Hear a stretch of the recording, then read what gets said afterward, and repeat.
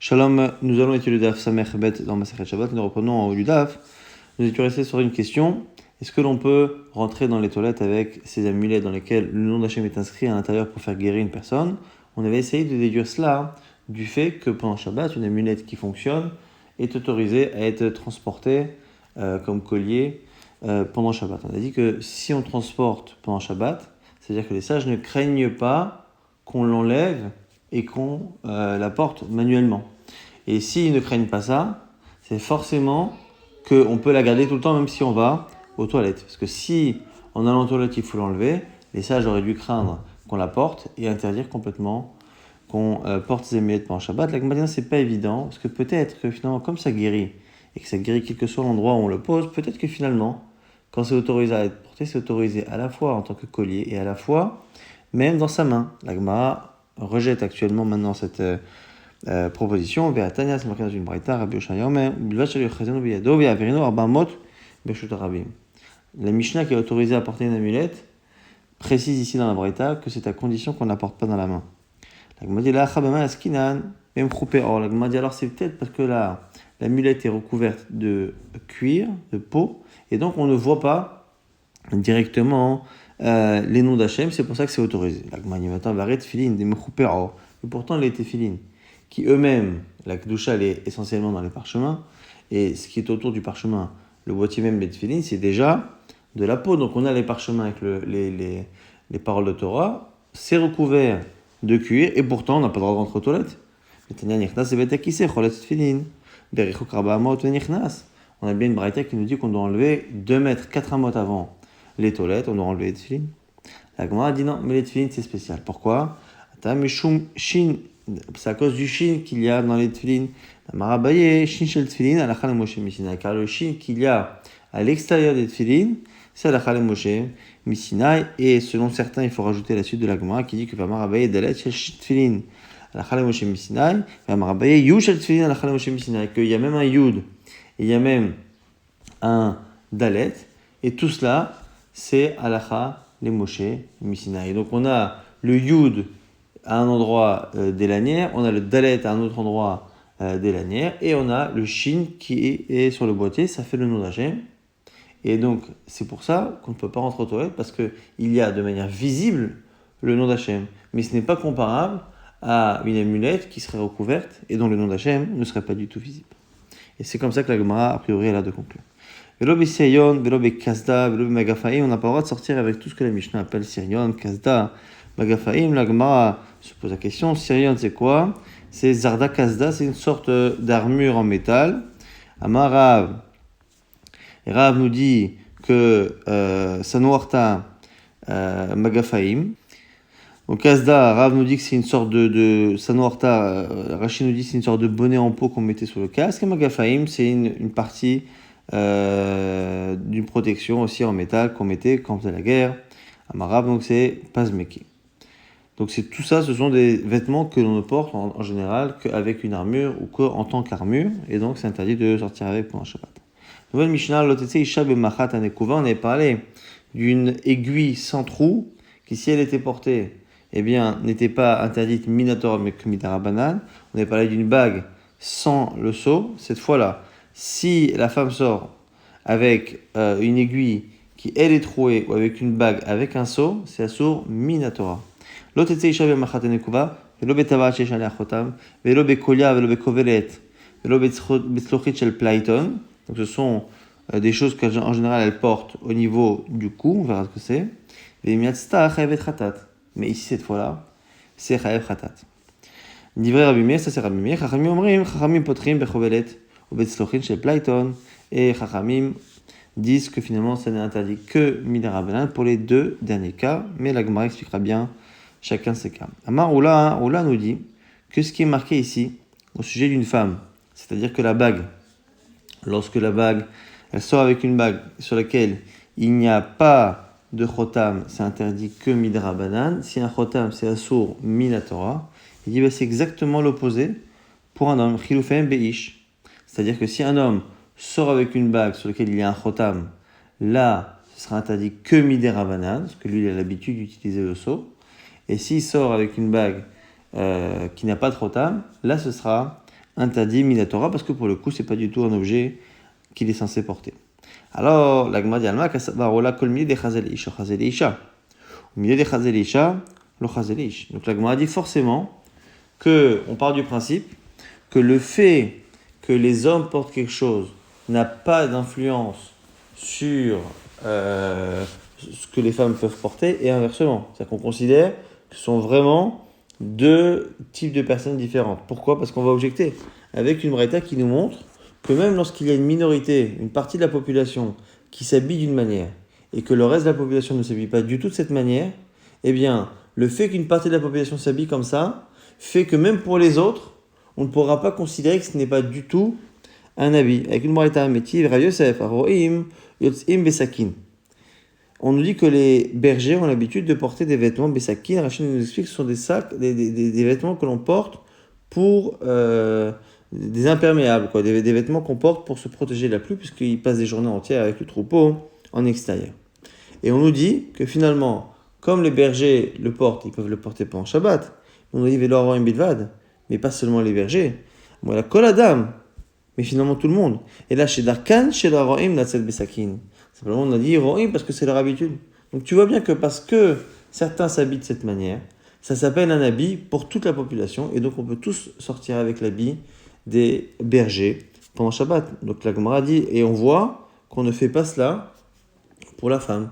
Parce que Roula a l'air de dire que non, la bague d'une femme qui est autorisée Minatora, interdite que Midarabanan, mais autorisée Minatora, elle interdit Minatora pour l'homme, et inversement.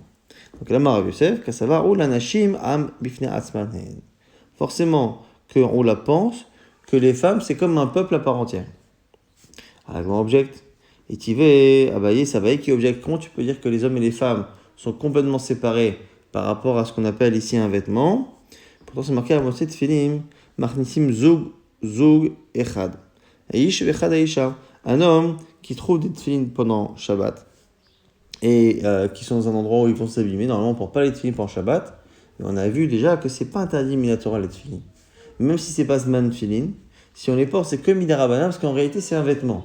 C'est comme ce que les hommes portaient toute la semaine. Alors du coup, celui qui veut protéger les tfilin pendant Shabbat, il ne pourra pas les porter à la main, mais il les mettra sur lui.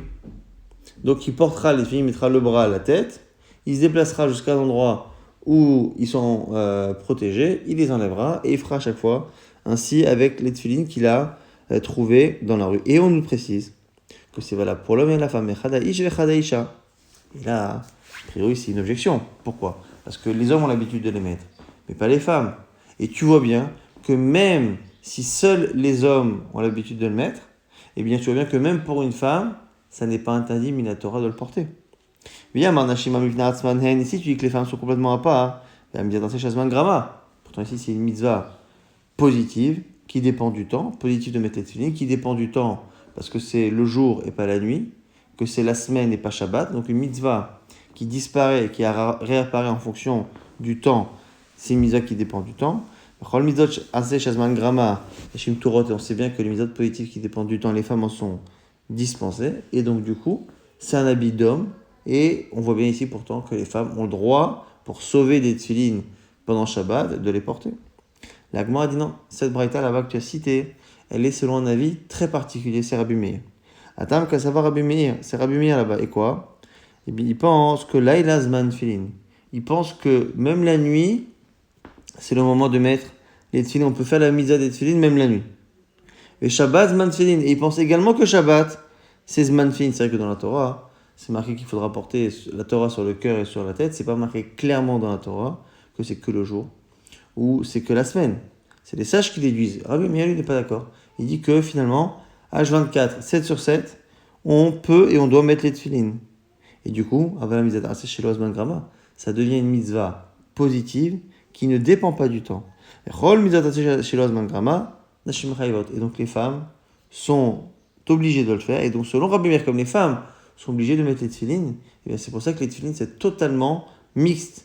Mais pour ceux qui pensent que ce n'est pas mixte, effectivement on n'aurait pas autorisé les femmes à porter les tfilin sur leur tête et sur leurs bras pour sauver des tfilin qu'on trouve dans la rue pendant Shabbat. Maintenant on reprend la Mishnah. On a dit dans la Mishnah que s'il y a un sceau sur la bague, et ce n'est pas l'habitude des femmes de le porter, eh bien elles sont chayavet khatat, c'est sourd minatora. La Gemara dit mais attends, même s'il y a un seau dessus, et que ce seau-là, c'est un outil que les femmes n'ont pas l'habitude d'utiliser, il n'empêche que le fait de le porter comme ça sur le doigt, c'est une manière anormale de porter un objet. Et donc, il y a un chinoui qui est la chaya, donc ça ne devrait jamais être un sourd minatora. Vea osa que la chaya dit, la Gemara dit marabien mea beishek asbarit askinan. Il dit non.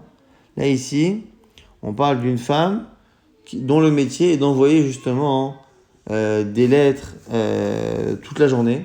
Et donc, les gens qui utilisent beaucoup le sceau des lettres le portent au doigt. Et donc, quand elle le porte pendant Shabbat, elle porte finalement un objet de la manière habituelle qu'elle a de le porter la semaine. Donc, Amar, mais l'Agmar maintenant va objecter. Certains disent que c'est Rabat, il est probable que ce soit plutôt Rava à cause de la suite. Amar Rabba, Amar Rava, Tiratzta Isha, Ishmek Kalemema. Et ok, tu as solutionné le cas de la Mishnah, où c'est vrai qu'on comprend finalement pourquoi c'est Chapratat. Mais nous, on a dit que finalement c'est l'inverse pour l'homme.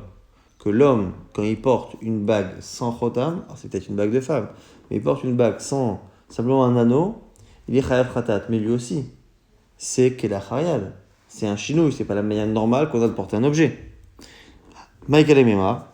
Et là, Marava, donc Rava préfère une réponse qui permet de répondre aux deux situations. Non,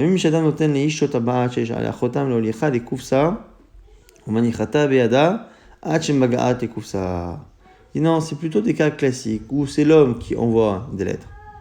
Mais il demande à une femme de l'emmener jusqu'à la poste, jusqu'à un endroit particulier. Voilà, va m'emmener ce seau-là jusque là-bas. Et comme elle, ce n'est pas son habitude de le faire et donc de porter ça au doigt, quand elle le porte au doigt, eh bien, c'est quand même un Issour de Horaïta parce que c'est un seau et c'est fait pour.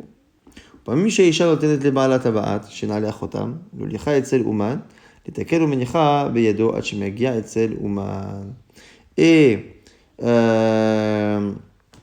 pareil, la femme a un anneau, une bague qu'elle veut faire réparer chez le bijoutier, elle demande à son mari de l'emmener. Et donc finalement, comme il porte une bague, et c'est la manière qu'on a de porter cette bague-là, ça devient finalement une autre sa'a, et donc c'est Asur Minatora.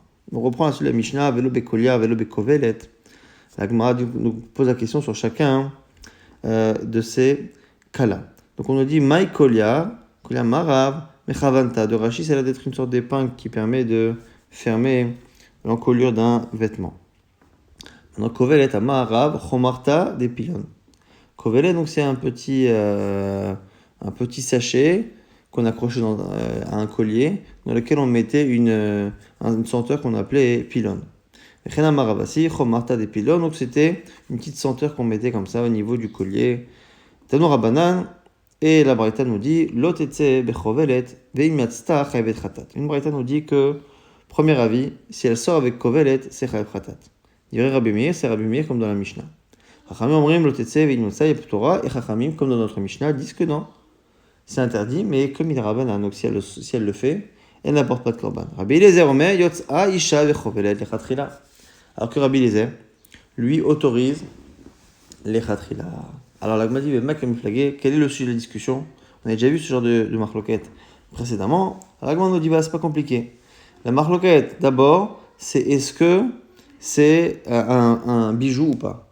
Si c'est un bijou, ça peut pas être Asur Minatora. Si c'est un bijou, c'est pas Asur. Si c'est pas un bijou, c'est Asur Minatora. Et après, est-ce qu'il y a Issour de Rabbanan de peur qu'on l'enlève ou pas? Et Rabbi Eliezer toujours a cette idée qu'on avait vue pour Hirsh Zahav, c'est qu'une femme très riche en général, elle ne va pas enlever. Là ici, comme c'est quelque chose qui est censé protéger la femme d'une mauvaise odeur corporelle, eh bien elle ne va pas l'enlever pour montrer à ses amis parce qu'elle n'a pas envie qu'on sente une mauvaise odeur. Donc, c'est pour ça qu'on a cette marloquette. Rabbi Meir Savar, Masoyu, Rabbi Meir pense que c'est un objet que l'on porte. Rabbanan Savre non tarchit, Rabbanan dit non, c'est un bijou. Mais dis-moi, chaque fois Mechavia, mais ils craignent tout de même que la personne enlève. Donc du coup, c'est interdit de Rabbanan Rabbi Eliezer Savar, Mandar Kalemirme, qui a l'habitude de porter ça. Shesherechara, une femme qui a une odeur forte, une mauvaise odeur. Shesherechara, chaque fois Mechavia. La femme qui a une mauvaise odeur ne va pas l'enlever. Velo atel atuyar bamod, mais donc elle n'arrivera pas à le déplacer dans le domaine public. La Gemara dit Tanya, c'est marqué pourtant d'une voix, Rabbi Eliezer poter bechovelet ou beslochin shel plaïton. Dans chovelet et dans slochin shel plaïton, qui est un peu un équivalent, c'est une petite fiole en verre, dans lequel il y a aussi là-bas des senteurs, il dit que c'est patour. Mais nous, on a dit qu'il a dit que c'était moutard autorisé, donc c'est pas pareil. Patour en général, c'est assour, et moutard, c'est autorisé. Là, m'a dit non. En fait, ça dépend à qui il parle. Lokasha, Hakikaya de Rabbi Meir, Hakikaya de Rabbanan, ça dépend à qui il parle. Quand il parle à Rabbi Meir, qui dit que c'est assour minatora, il lui répond c'est patour, c'est pas assour minatora. Et quand il parle à Chachamim qui disent que c'est patour, c'est assour midarabanan, il dit non, c'est moutard. Donc il explique juste comment il s'oppose. Kikaya de Rabbi Meir, d'Amar Chayav Khatat, Amalé patour. À Rabbi Meir qui dit Chayav, lui dit patour. Kikaya de Rabbanan, Amalé patour. À Chachamim qui disent patour, Aval assour, Amar lui dit Ihu mutar lechatrila. Et on rapporte donc au Maï Rabbi Meir, et Tanya Lotetse Isha. Et Mafter Shebeyada, une femme ne peut pas sortir avec une clé dans la main. Ve Imiatzta Chayavet Khatat. Et si elle sort, eh bien, sa sourd minatora elle apportera un korban. Livré Rabbi Meir. Et Rabbi Eliezer vient, alors on verra que c'est un peu bizarre, parce que Rabbi Meir parle seulement d'une clé et de rien d'autre. Et Rabbi Eliezer vient, il dit Poter bechovelet ou beslochin shel playton. Il dit que c'est pas tour pour ces deux colliers-là de senteur, kovelet et slochin shel playton. Il y a un problème. Rabbi Meir parle d'un sujet et Rabbi Eliezer vient s'opposer sur un autre sujet. Kovelet mandechar shema. Qui a parlé de kovelet? Rabbi Meir n'en a pas parlé. La Gemara dit non, alors il manque des choses dans cette braïta. Chassurem mechazra v'achik ketane. Rabbi Meir a dit que c'est chayav pour la clé et pour ces deux colliers de senteur qui sont kovelet et tzlochit shel playton. L'autre c'est Rabbi Meir. Rabbi Eliezer poter. Rabbi Eliezer est d'accord pour la clé, mais il est poter bechovelet ou beslochin shel playton. Et Bamé Dvarim Amorim, Keshesh Baim Bosem, Aval En Ben Bosem, Chayavet, on nous termine quand même cette braïta où là-bas il nous dit que c'est pas tour, mais en réalité pour lui c'est mouta, mais il vient simplement s'opposer à Rabbi Meir. Il dit, mais attention, ça, c'est quand il y a vraiment encore des senteurs dans la petite fiole ou dans le petit sachet. Sinon, eh bien, c'est chayav. Agmara s'étonne, il dit, Maravada, Ba'ahava. Si, quand on porte le slochet shel playton, eh bien, ou ce chovelet, eh bien, et qu'il est vide, on est chayav khatat, ça nous apprend une halakha très intéressante. Zotomeret, amotzi ochalin, pachon mikashio bekeli, chayav. Ça veut dire que l'on peut être chayav même sur un keli. En général, pour être chayav de porter, eh bien, il faut porter une certaine quantité. Et en général, on a tendance à dire que lorsque l'on a un contenant et le contenu, donc une assiette par exemple, et une nourriture, c'est la nourriture essentiellement que la personne veut porter, elle ne veut pas porter l'assiette. Et donc, en général, on a tendance à dire que si la nourriture comporte le volume et la quantité pour être chayav de porter, on est chayav. Mais si la nourriture est trop petite pour qu'on ait la quantité, eh bien on n'est pas chayav et à la limite on ne compte pas l'objet en lui-même. Parce que c'est pas ça qu'on veut porter. Nous on veut porter en réalité la nourriture. Mais le fait que ici on nous dise qu'on est chayav quand on porte ces petites fioles, alors que dans cette petite fiole il n'y a rien, on est chayav, alors que finalement il y a encore un peu d'odeur dans la fiole, eh bien tu vois bien que ça a l'air d'être qu'on n'est pas chayav forcément sur le contenu, mais parfois seulement sur le contenant. Donc en moitié, parfois quand tu sors de la nourriture, même à moins que la quantité, mais qu'il y a un kelib, et kelib serait chayav. Da'en babosem, qui est parfois mikashur, car quand il n'y a plus réellement de matière dans la petite fiole de senteur, eh bien, mais qui a l'odeur, eh bien ça s'appelle kepal shiur. Alors, la Gemara dit, c'est comme Keshur Bekli, Dame, avec Chayavet. Ravashi répond dans ce spécial. Il dit bien, Maïmalach Patour, je suis pas d'accord. Si c'était une assiette avec un peu de nourriture, quelques miettes, ce serait Patour. Mais chez Nacha, Delitale Machachakal, ici c'est spécial. Il n'y a rien. Visuellement, il n'y a plus rien. Il y a une odeur, c'est vrai, mais il n'y a aucune matière perceptible. Et donc là, effectivement, ce sera Chayav. Mais s'il y a un peu de matière, eh bien, on peut continuer à dire que le contenant est accessoire par rapport au contenu, et si le contenu n'a pas la quantité, eh bien, du coup, on est pato. On cite maintenant un verset, là-bas dans Amos, qui explique les comportements du Ham Israël, qui ont fait qu'ils vont justement être mis en exil. C'est un verset qui commence à Shotim Bemizrik Yain, ils boivent dans des ustensiles du vin, Vereshishmanim, Shachou, et ils s'enduisent avec les meilleures huiles, et ils ne partagent pas ici le problème de Yosef. En tout cas, on critique ici ceux qui boivent certains vins et qui utilisent certaines huiles.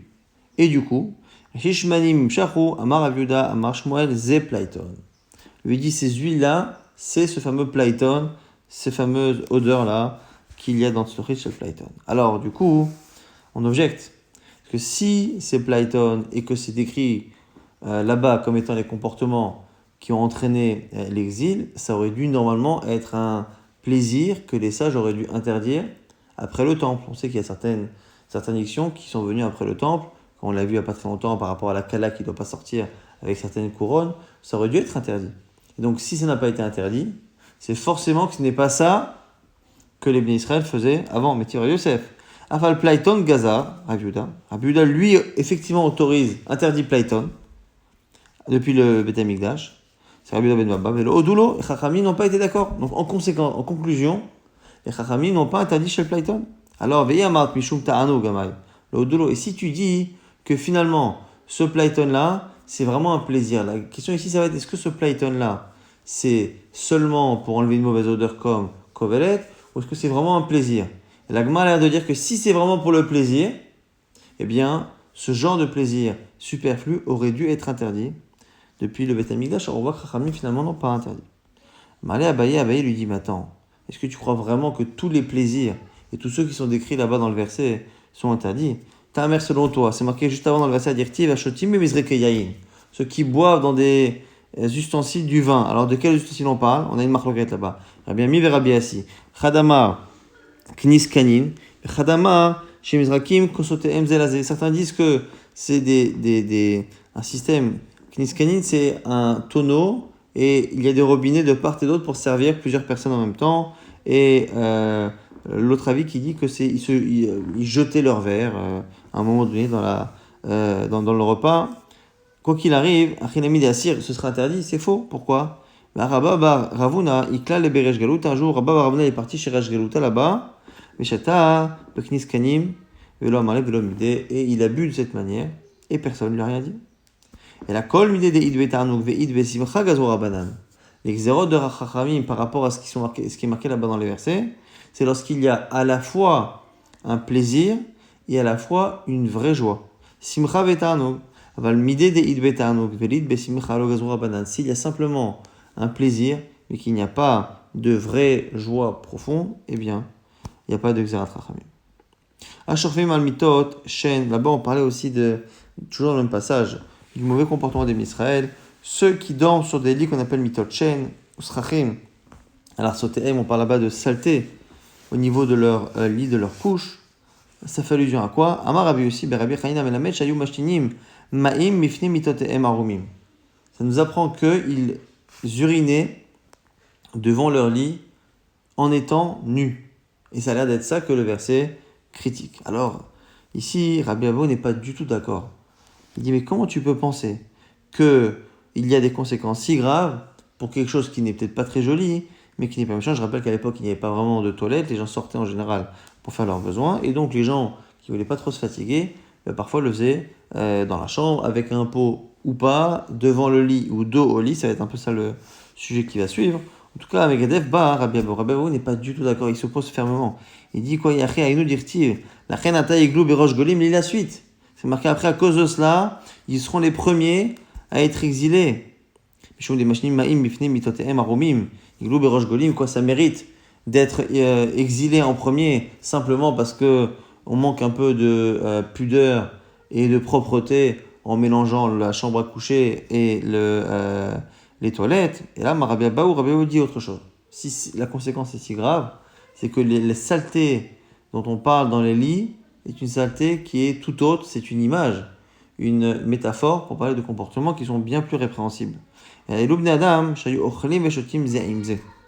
des hommes, certaines personnes qui mangeaient, qui buvaient ensemble. Et qui collaient leur lit, et qui échangeaient, entre guillemets, leurs femmes. Et c'est ça l'image, ils salissaient leur lit avec une semence qui n'est pas la leur. Donc c'est ça l'idée, c'est plutôt on évoque plutôt ceux qui avaient des mœurs dépravées. Amar Rabbi Abahu, Amar Rabbi Matnita, Tana Shasha Dvarim Mevi'im et Adam l'idée Aniyut. Rabbi Abahu, et certains disent que c'est une braïta, mais en tout cas c'est Rabbi Abahu qui a dit que ce n'est pas ça le problème là-bas dans le verset. Lui-même sera d'accord tout de même que ce n'est pas bien d'uriner de cette manière, parce que lui-même dit qu'il y a trois choses qui amènent la pauvreté. La pauvreté, mais pas l'exil, mais la pauvreté. Vélo et les voici. Amashtin Maïm Mifne Mitato Arum, celui qui fait ses besoins devant son lit déshabillé. On zazel Netilat Yadayim, celui qui ne fait pas attention à Netilat Yadayim. Et chez Ishto Mekalalto Befanav. Et un homme dont la femme l'insulte et le maudit devant lui. Amashtin Maïm Mifne Mitato Arum. Pourquoi le problème ici d'uriner nu? Amara Valo Amara Nela Demeader Apé les pourriers. Là, c'est lorsqu'il est face au lit. Avalé Barai Litlanba. S'il tourne le dos au lit, c'est moins un problème. Darapé les pourrinami, l'Omara Nela Leara. Aval le Mana Litlanba. Et là aussi, c'est quand il le fait à même le sol. S'il y a un pot de chambre, eh bien, c'est autorisé à l'époque. Donc, le sol était en terre et donc, parfois, les gens pouvaient faire par terre et ils savaient que d'une certaine manière, ce serait absorbé. Mzazel benetilat yadaim par rapport à netilat yadaim, amara valo amara nela delo mashaya deklal. Selon Rava, c'est quelqu'un qui ne fait pas attention, c'est-à-dire qu'il ne fait pas du tout netilat. Aval masha velo masha litlanba. Mais celui qui fait plus ou moins bien, eh bien, on ne rentre pas dans ce problème de Haniout. Et là, mitaïdamar afriza ana mashai melo chofni maya vouli melo chofni tivuta. Mais l'Agma dit c'est pas vrai. Rafrizda disait qu'il remplissait ses mains avec beaucoup d'eau, avec beaucoup d'eau, parce qu'il disait voilà, je mets beaucoup d'eau, comme ça j'aurai beaucoup de bracha. Et donc finalement, le rapport qui est entre la netila et la bracha, c'est pas entre faire ou ne pas faire la netila, c'est les quantités d'eau que l'on met. Et chez Ishto Mekalalto Befanav, et une femme qui maudit son mari ou qui insulte son mari devant lui, Amara va aliske tarshita. C'est par rapport à ses vêtements, à ses bijoux qu'elle n'a pas. Et là, c'est à condition qu'il ait de quoi lui offrir et qu'il ne lui offre pas. L'Agma enchaîne sur une dracha par rapport à des versets qui montrent aussi le mauvais comportement des Israël, ici en l'occurrence les femmes. Darash Rava, Bered Rav. Et là, il m'a dit qu'est-ce qui est marqué Vayomer Hashem, il y a un qui gavou benot Sion. C'est quoi qui gavou benot Sion? Elles se sont élevées, les filles de Sion. Shayum Yalachot Bekomas Kufas, qu'elles marchaient la tête haute avec fierté. Vetelarnan et Tuyot Garon. Et le verset nous dit qu'elle marchait avec la gorge dévoilée. Shayum Yalachot Aikev. Letzad Gudal. Shakerot Enaim. Davon Milean Kuchla le Enayu. On nous dit que elles marchaient, elles avaient une démarche particulière, donc le talon au niveau du pouce. Elles avaient une manière de marcher pour attirer le regard des hommes. Et quand on parle là-bas des yeux, c'est qu'elles remplissaient leurs yeux de maquillage un peu trop visible. Umramezan haloch vetafu shayum alechot aruka betzad ktsara uberagleen te arsena. Donc elles avaient une démarche particulière. Et beragleen te arsena amaravischak. De Berabi Ami, Melamed, chez Matilot, Mort, Vafarsemon, Beminalem, elles mettaient des senteurs dans leurs chaussures, ou Malechot, Beshoké, Yerushalayim, elles passaient à Jérusalem, et Kemat, chez Magiot, et celle Bachor Israël, lorsqu'elles passaient devant des jeunes hommes, eh bien, bon, Atod, Bekarkal frappait au sol, ou Matizot, Alehem, et elles projetaient ces senteurs sur les garçons, Marnisot, Baem, Yetzerara, Eres, Bechos, et elles leur jetaient donc ces senteurs, un peu comme le venin qu'un serpent transmet. Mai, pour Anutehem, alors c'est quoi la sanction? Kedarish Raba Baroula, comme Edoresh Raba Baroula, Baya Tachat Bosem Mak, donc là-bas aussi c'est encore un autre verset qui explique finalement la sentence. Et donc ce verset nous explique que finalement, à la place de ça, il y aura ça, et à la place de autre chose, il y a encore autre chose. Donc on va finalement expliquer pourquoi ce manque de tzniut finalement va provoquer ce genre de choses. Makom Shayum Itmasmol, l'endroit qu'elles avaient l'habitude de parfumer, c'est Nemakim. Nemakim, eh bien, c'est un endroit où il y aura de la moisissure. Vetachat Ragura, l'endroit où elles mettaient des ceintures pour attirer, eh bien, Nikpe, là-bas aussi, Makom Shayum Chagrot, Betiltzul, Naase Nekafim.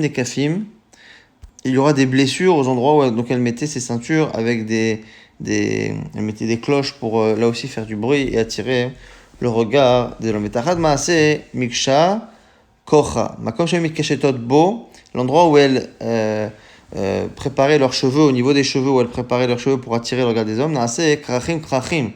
Eh bien, ce sont des sortes de pelades qu'il y aura, donc des endroits où il n'y aura plus de cheveux. Vitachal petigil, mahageret sak. Vitachal petigil, et par rapport à ce qu'on appelle ici petigil, et ici on nous dit que c'est une sorte de notricone, de contraction d'un endroit ouvert, et qui est l'endroit donc de la nudité, mahageret sak. Petachim ameviim lidegila, iyul mahageret sak. L'endroit qui est donc ici dévoilé, qui amène à ce dévoilement, qui amène à ce manque de tignout, eh bien, ce sera un endroit qui sera, au contraire, entouré de mahaget sak. Sak, a priori, c'est un habit de deuil. Kitachat yofi, amarava ainu damrinche, chiloufe shufra kiva. Car c'est la beauté qui a entraîné cela, donc c'est ce que disent les gens, que souvent quand il y a de la beauté, eh bien, il peut y avoir du dévoilement qui ne devrait pas y avoir. On cite un autre verset, Hashem Kodgol Benot Tzion, Amar Rav Yosef, Rabbi Yossi Barabi Chaina Menamed, Shepacha Ba'en Tsarat. Lui dit là-bas, c'est une allusion à la Tsarat. C'est marqué là-bas, Vesapar Hashem. Hashem Vesapar, et Sapar, c'est la même racine que Sapahat, une des plaies de Sapahat. Ktivacha Vesafar, Urtivatam Nased Vela Sapahat. Hashem Pitehem Ya'are. Hashem, il va être Me'are, on verra ce que c'est Me'are, ça peut être versé, déversé. Et Pitehem. Et ici, Pitehem, on fait une dracha sur Pitrehem. Donc c'est par rapport à l'endroit de la nudité des femmes. Donc Pitrehem, Ya'are. Et Ya'are, c'est soit déversé, soit un autre jeu de mots, Rav Shmuel Chadama, Shishpechu Kikiton, qu'elles ont commencé à avoir des écoulements de sang, et c'est Milachon La'arot. Ou Chadama, l'autre dit, Shina'aso Pitrehem, Keya'ar. Que cet endroit-là est devenu comme une forêt, donc c'est une allusion à la pilosité, donc ça fait partie des sanctions qu'il y a eu pour ces femmes-là, hein, qui ont manqué de pudeur.